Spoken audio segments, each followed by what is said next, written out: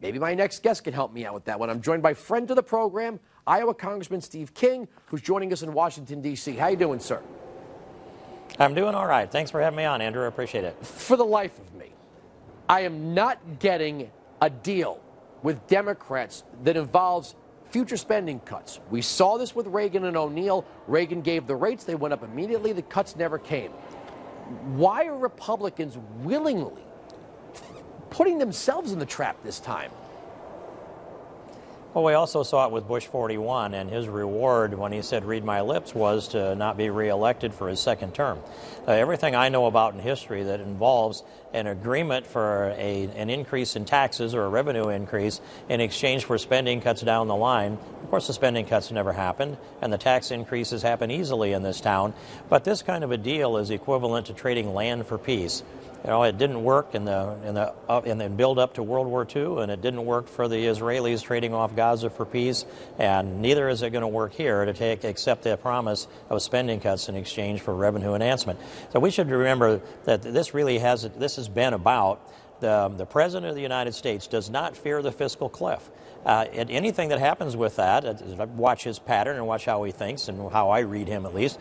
If it falls apart and we go off the fiscal cliff, the president's concern is, can I blame it on Republicans? And if you go into the negotiations with the president in that fashion, which I hope John Boehner does, it gives you at least an understanding of what's likely to happen next. But if you think the president is negotiating in good faith, then I think that would be a naive assumption, and we're not going to get there then, and something's going to happen. We'll go off the cliff, and the president will be pointing his finger at Republicans. That's what I predict.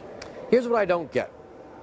That we're hearing the threat to the middle class, either you join us, Democrats, in pushing Republicans to raise the rates on the wealthiest, or you're going to pay more.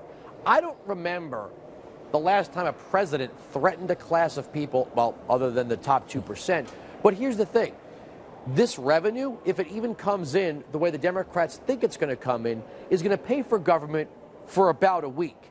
That's not going to bring down the cost of health care or education or housing for anybody, certainly not the middle class. So why aren't Republicans saying to middle class voters, why are you taking this threat? The tax rate should go up for no one, and the spending should come down. Well, we are saying that. I mean, that's the ground that we've got to continue to reclaim over and over again. There's a national media message out there that is, of course, playing into the president's hands, those folks that help him. But this is a gambit on the part of the president to divide people down the lines of class. And he used every kind of warfare that I can imagine in this verbal warfare in this last election. He divided people down on the lines of race and ethnicity and gender and sexual orientation and prosperity and pitted us against each other in that fashion. This is another piece. It is, why don't you have some more class envy and go out there and insist that we raise the tax rates on the rich? It's not enough to eliminate deductions and raise the same amount of revenue from the same group of people. It's a principle of the president's that he insists that they raise the tax rate on those making $200,000 a year and up. And that draws a line that says those making less somehow have a little more virtue than those making more. But among the American people, they will say, well, they think that the rich should pay their fair share. And then we get into the discussion on what the rich is, and that's another open question. I don't think that the middle class is determined to raise tax rates on those making $200,000 and up, but the president is determined to define this in this fashion because it is a political argument for him, and it's something he will springboard off on and find another way to divide Americans again. But in the end, it's going to come down to, can the president stick the blame on Republicans and particularly on John Boehner?